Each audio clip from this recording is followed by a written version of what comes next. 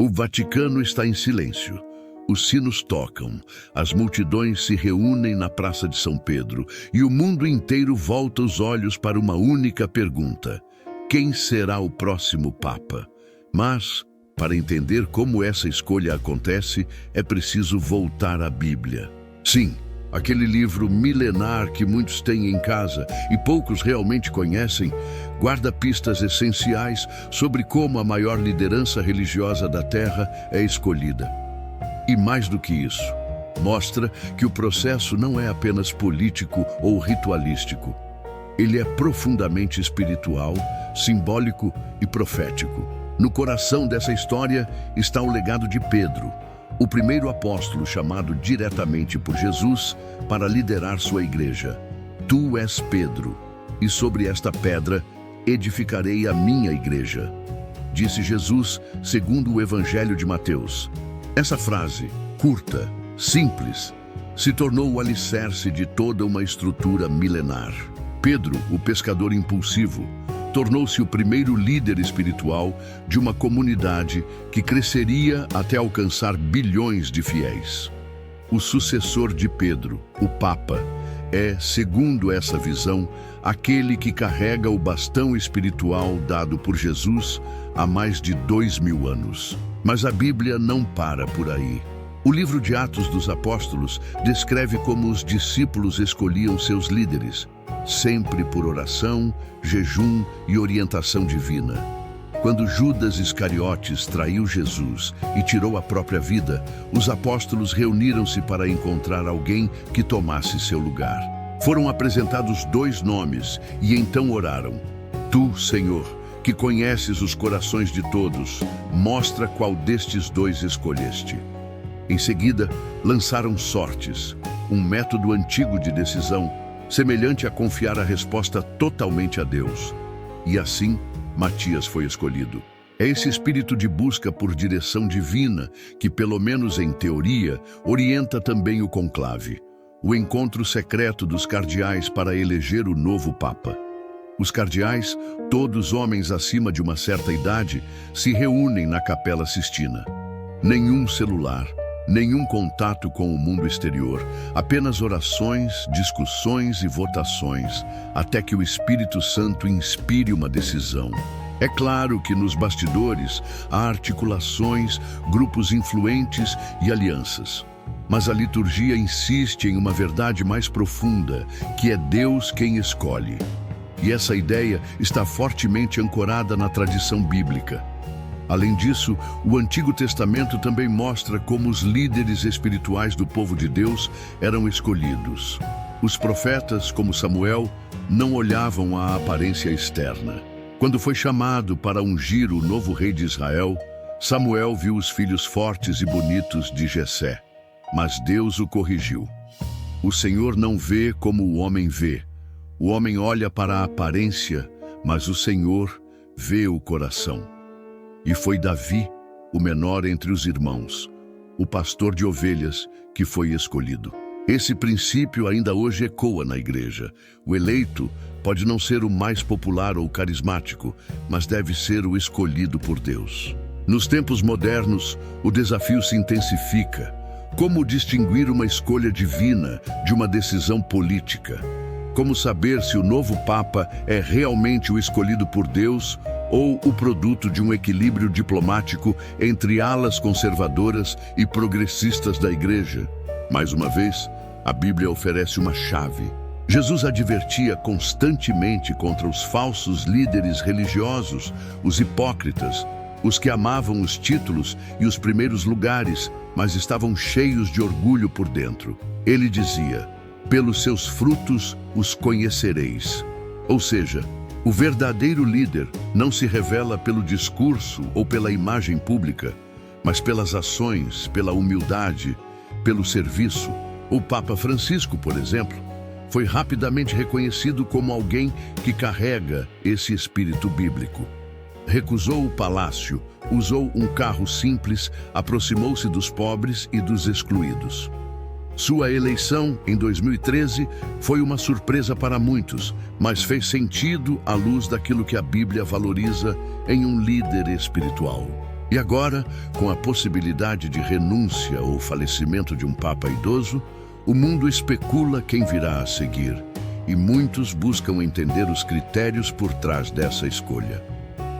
Outro ponto importante é a relação entre o Papa e as profecias bíblicas. Muitos cristãos acreditam que os últimos tempos descritos em Apocalipse, Daniel e outras partes da Bíblia envolvem um papel central do Papa, seja como força do bem, seja como líder de uma falsa religião global. Essa interpretação, muitas vezes sensacionalista, influencia a percepção do público sobre o que está acontecendo no Vaticano. Há quem diga que o próximo Papa será o último antes da volta de Cristo. Outros falam de um falso profeta que se levantará da própria Igreja. Independentemente da interpretação, é fato que o cargo papal carrega um peso simbólico e escatológico muito maior do que o de um simples chefe de Estado. Nesse contexto, cada detalhe da eleição ganha importância. A fumaça branca, o anúncio Habemus Papam, o nome escolhido, o primeiro discurso, tudo é analisado com lupa. E mesmo entre os cardeais, há aqueles que oram para que não sejam escolhidos, conscientes do fardo espiritual que essa responsabilidade representa. Não é apenas uma liderança institucional. É um chamado. A Bíblia também ensina sobre o perigo do orgulho espiritual. Reis como Saul, que começaram bem e depois se perderam, são advertências sobre como o poder pode corromper até os escolhidos. Por isso, muitos veem a eleição do Papa como mais do que um evento eclesiástico. Veem como um teste espiritual. E, de certa forma, é mesmo. É um espelho daquilo que a Igreja é ou deseja ser. Por fim, o Novo Testamento nos lembra que, acima de qualquer líder humano, o verdadeiro cabeça da Igreja é Cristo.